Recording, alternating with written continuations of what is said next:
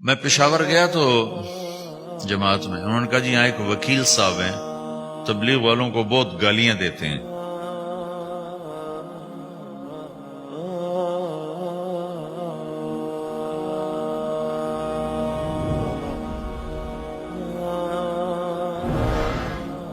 میں پشاور گیا تو جماعت میں انہوں نے کہا جی یہاں ایک وکیل صاحب ہیں، تبلیغ والوں کو بہت گالیاں دیتے ہیں۔ شکل دیکھتے ہی گالیاں دینا شروع کرتے ہیں آپ کے علاقے کے، آپ کے علاقے کے۔ میں نے کہا اچھا ملاؤ۔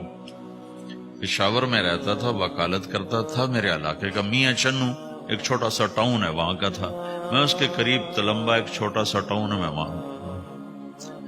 تو جب ہم ان کے دروازے پر گئے اور نوک کیا تو دروازہ کھلتے ہی انہوں نے وہی کام شروع کر دیا۔ دیکھتے ہی کہا میں نے تمہیں کتنی دفعہ کہا ہے، وہ جو مقامی، کہ تبلیغ والوں کو میرے دروازے پر مت لایا کرو۔ تو اب بتاؤ، میں اگر یہ تبلیغ کے رگڑے نہ لگے ہوتے تو میں تو 2 تھپڑ اس کے منہ پہ مارتا، یا مفتی صاحب کی طرف فتویٰ سناتا تو اسلام سے خارج ہو گیا ہے، توبہ کر۔ میں نے اس سے کہا بھائی میں تو تبلیغی بن کے آپ کے پاس نہیں آیا، میں تو اس لیے آیا ہوں کہ مجھے پتہ چلا کہ آپ میاں چنو کے ہیں اور میں تلمبے کا ہوں، تو میں تو اس لیے آپ کو ملنے آیا ہوں۔ تو ایسے ہوا، اچھا آپ تلمبے کے ہو؟ میں نے کہا تلمبے کا ہوں۔ کہو اچھا اچھا اچھا، بڑی مہربانی، فرمائیے۔ میں نے کہا فرمائیے ایسے تو نہیں ہوگا، گھر بٹھاؤ پھر فرمائیے ہوگا۔ تو اس نے دروازہ کھولا، ہمیں بٹھایا، میں نے کوئی تبلیغ کی بات نہیں کی، چائے وائے پلائی۔ تو میرے والد صاحب اپنے علاقے کے مشہور آدمی تھے، تو جب میں نے اپنا تعارف کرایا تو وہ اور خوش ہو گیا، کہا تو آپ کے باپ کا الیکشن تو میں نے لڑا ہے، انہوں کے لیے ووٹ مانگنا۔ تو ایسا خوش ہو گیا، کھل گیا، چائے پلائی، بات چیت ہوتی رہی۔ تو اٹھتے ہوئے میں نے کہا فلاں مسجد میں ہماری جماعت آئی ہوئی، میں نے کہا چلو آپ کو بتا دوں۔ مغرب کے بیان میں وہ آیا ہوا تھا۔ پھر جتنے دن میں وہاں رہا وہ آتا رہا آتا رہا آتا رہا، میں واپس چلا گیا۔ بیچ میں کئی سال گزر گئے۔ لاہور کیولری گراؤنڈ ایک مشہور جگہ، وہاں میرا بیان تھا۔ جو کرکٹر آئے ہوئے تھے، ان کو ہم نیا سعید انور، انضمام، مشتاق، ان کو ہم قریب کر رہے تھے، اس وقت نئے نئے ان کو قریب کر رہے تھے، تو یہ لوگ آئے ہوئے تھے۔ تو بیان کے بعد ان کو لے کر ہم ایک کمرے میں بیٹھے، اس کمرے کی دیوار شیشے کی تھی، تو لوگ اندر آنے کی کوشش کر رہے تھے، تو ان پہرے والے ان کو روک رہے تھے۔ تو اس میں سے ایک آدمی منہ اوپر کر کے میری طرف سے اشارہ کرے، تو میں نے دیکھا تو ایک آدمی کی بڑی داڑھی، اور وہ مجھے ایسے ایسے اشارہ کر رہا ہے، میں نے نہیں پہچانا۔ تھوڑی دیر کے بعد میں نے غور سے دیکھا تو وہ وہی وکیل صاحب پشاور والے۔ میں نے کہا بھائی ان کو اندر بلاؤ، اندر بلاؤ۔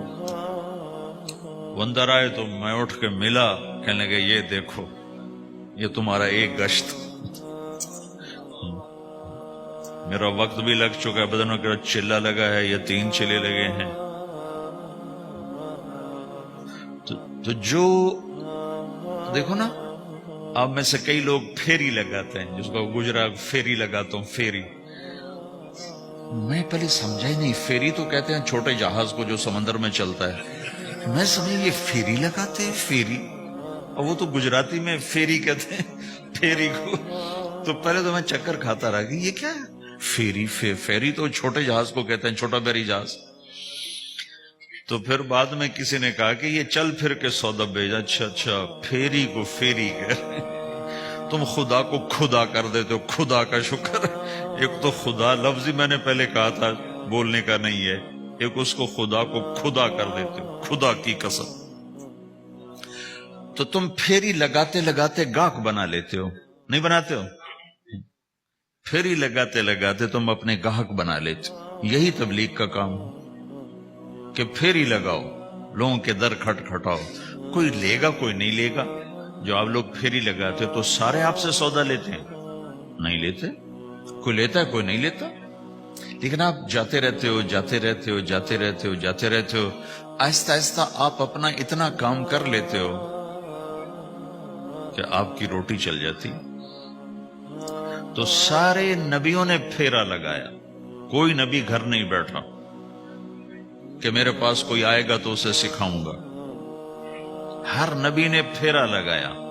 اور داؤد علیہ السلام نے ایک دفعہ یہ کیا, ایک بڑا عبادت خانہ بنایا اور اس کی دیواریں اونچی کر دی, اتنی اونچی کہ اندر کوئی جا نہ سکے. اور یہ طے کیا کہ ہفتے میں ایک دن میں کسی سے نہیں ملوں گا, صرف اللہ اللہ کروں گا. ہفتے میں ایک دن. تو وہ پہلا دن تھا, اندر سے تالا لگا دیا اور خود اندر بیٹھ گئے. اور پہلا دن ہے کہ میں آج کسی سے نہیں ملوں گا. تو میرے رب کو یہ بات پسند نہیں آئی کہ نبی کا کام کٹ کے بیٹھنا نہیں ہے, لوگوں میں جانا ہے. تو اللہ تعالیٰ نے انسانی شکل میں 2 فرشتے اندر اتار دیے. اذ تصور المحراب ففزع منهم قال لا تخف خصمان بغى بعضنا على بعض فاحكم بيننا. کہا جی حضرت ہمارا جھگڑا ہو گیا ہے, ہم آپ سے فیصلہ کروانے آئے. تو داؤد علیہ السلام ڈر گئے کہ دروازہ بند ہے, یہ آئے کہاں سے؟ دیوار اتنی اونچی ہے کہ اس کے اوپر سے چھلانگ لگا کبھی اندر نہیں آ سکتے. تو یہ کون ہے, آئی کہاں سے؟ دروازے کو دیکھیں تالا لگا ہوا ہے, دیوار کو دیکھیں اتنی اونچی ہے, تو کون چھلانگ لگا کے اندر آئے گا؟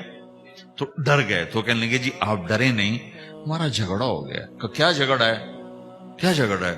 کہ ان ھذا اخی له 99 نعجہ ولی نعجۃ واحدہ فقال اکفلنیھا وعزنی فی الخطاب.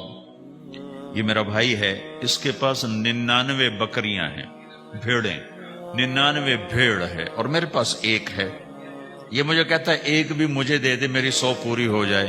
تو آپ بتاؤ یہ غلط کر رہا ہے کہ ٹھیک کر رہا ہے؟ اب یہ فیصلہ تو آپ چھوٹے سے بچے سے بھی کروا سکتے ہو, نہیں؟ یہ تو لطیفہ سا بن گیا, داؤد علیہ السلام کے لیے لطیفہ بن گیا کہ ایک آدمی کہتا ہے جی میرے پاس 99 ہے, تیرے پاس ایک ہے, تو ایک مجھے دے دے, میری 100 ہو جائیں.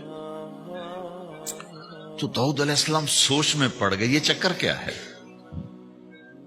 تو ایک دم ان کو خیال آیا کہ اوہ, جیسے میرے رب نے مجھے پیغام بھیجا ہے کہ داؤد تجھے بندوں کو دعوت دینے کے لیے بھیجا ہے, مسلح پر بیٹھنے کے لیے نہیں بھیجا. ہاں مسلح پر بیٹھنا ہے, اس کے لیے رات ہے.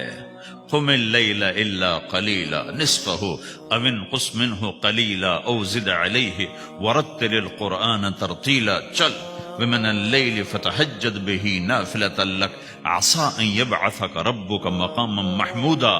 رات ہے, آ جاؤ. ان ناشئۃ اللیل ہی اشد وطئا واقوم قیلا. آجا آجا, رات بڑی مزے کی چیز ہے, تو اور میں تنہا. فاذا فرغت فانصب والى ربک فارغب. آ جاؤ. تتجافى جنوبهم عن المضاجع يدعون ربهم خوفا وطمعا ومما رزقناهم ينفقون. رات تیری میری, دن میرے بندوں کے لیے. نہیں بیٹھ سکتا, تسبیح پکڑ کے نہیں بیٹھ سکتے ہو. تو اس پر داؤد علیہ السلام سجدے میں گرے. آیت سجدہ ہے اس لیے میں نہیں پڑھتا ہوں.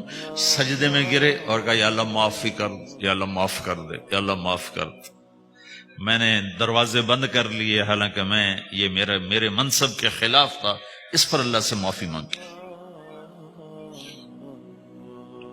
تو چل کے جانا نبیوں کی صفت ہے, یہی ہماری صفت.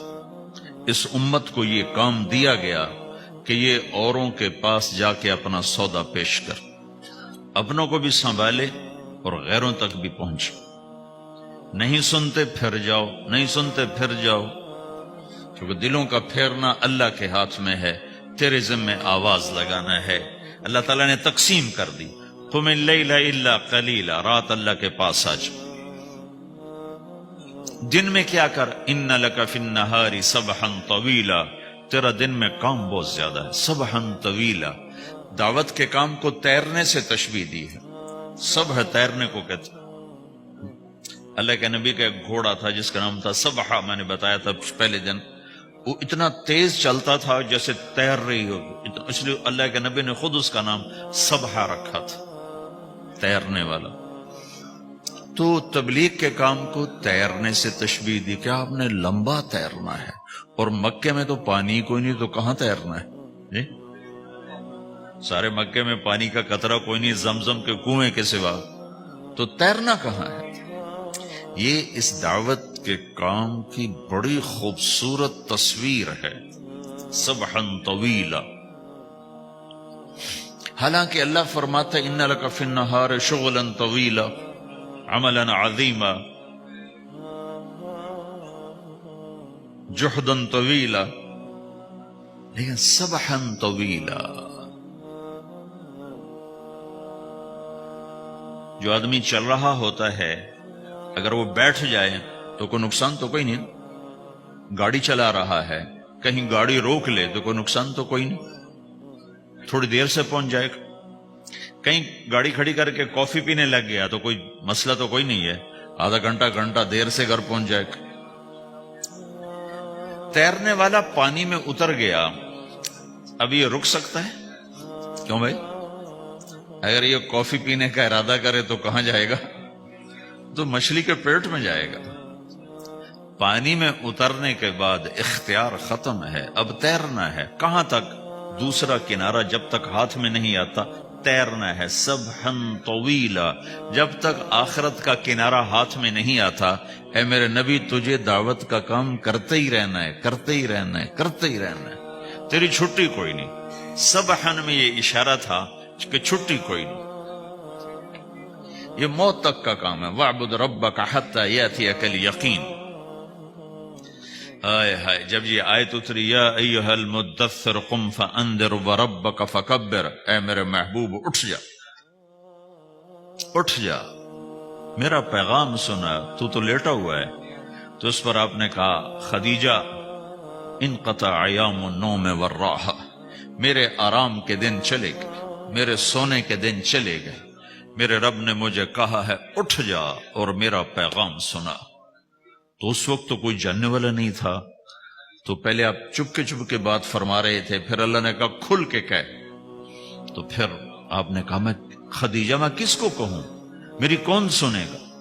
من ادعو من یستجیب. تو حضرت خدیجہ نے عرض کی یا رسول اللہ آپ دعوت دینے میں پہل کریں، میں لبیک کہنے میں پہل کرتی ہوں. تو بھائیو، دعوت ہمارا سرمایہ ہے. دعوت سے ایمان بنتا ہے، ایمان سے عمل بنتا ہے.